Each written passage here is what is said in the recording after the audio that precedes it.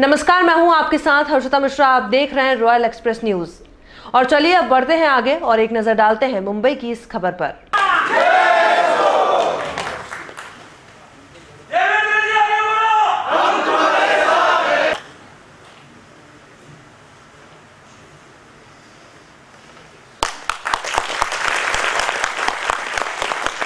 Ask her TV के chairman Anand Singh ji हमारे बीच अगर कहीं पर हैं तो यहाँ से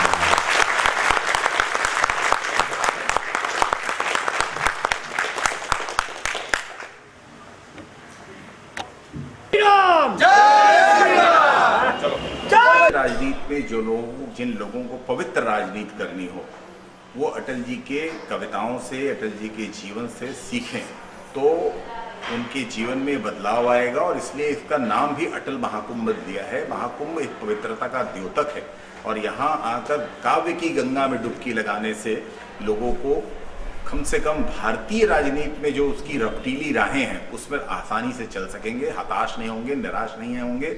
उनकी कविताएं जो बाधाएं आती हों आएँ, घिरे प्रलय की घोर घटाएं, पाँव के नीचे अंगारे, सिर पर बरसे यदि ज्वालाएं, निज हाथों से आग लगाकर चलना होगा, कदम मिलाकर चलना होगा। किन्हीं भी कारणों से अगर आपके सामने संकट आए तो उन संकटों को मात देकर आने वाले दिनों में आप कदम मिलाकर चलें, देश को प्रगति के राह पर ले जाएं।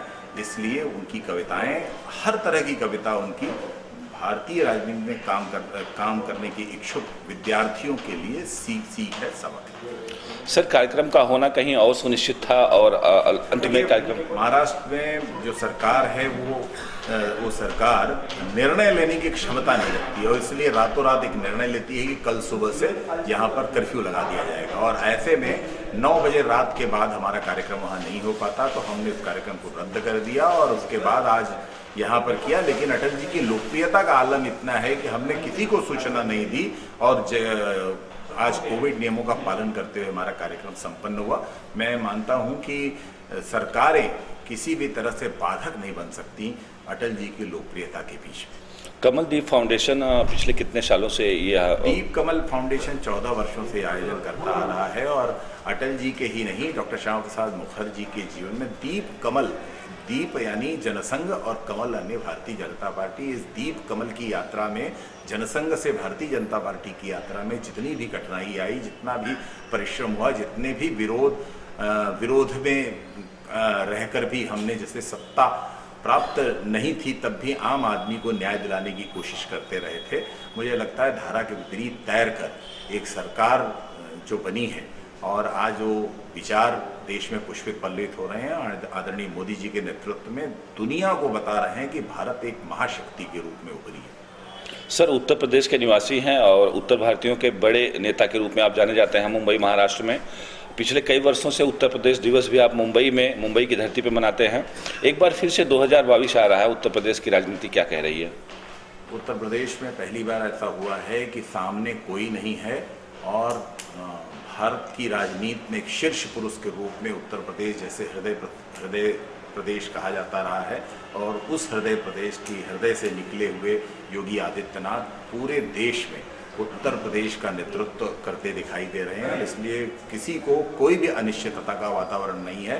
भारत में उत्तर प्रदेश में योगी जी के नेतृत्व में सरकार आ रही है और अखिलेश जैसा part time politician, part time सामाजिक कार्यकर्ता जो कम समय में सामाजिक कार्य करता है और बाकी समय विदेश में रहता है, ऐसे व्यक्ति को वहाँ के लोग खारिज कर दे रहे हैं। और आज भी दृश्य ऐसा है कि सामान्य आदमी से लेकर बड़े आदमी तक, हर आदमी तक चाह रहा है कि वो योगी आदित्यनाथ जी की सरकार बने।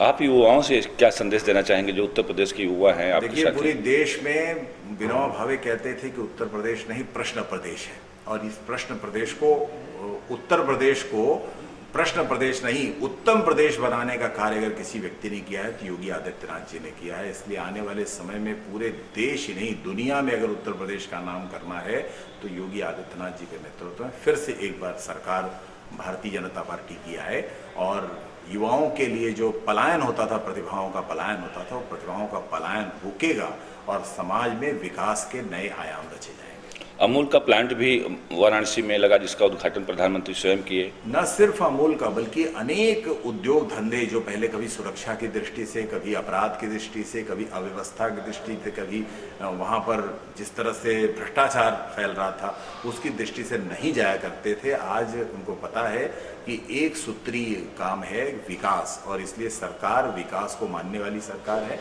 और वो उद्योग धंधे लगाने वाले लोगों को निमंत्रित भी करती है, उनको समर्थन भी करती है और प्रतिभाओं का पलायन थमे, उन्हें वही रोजगार मिले, इसकी पक्षधर सरकार है।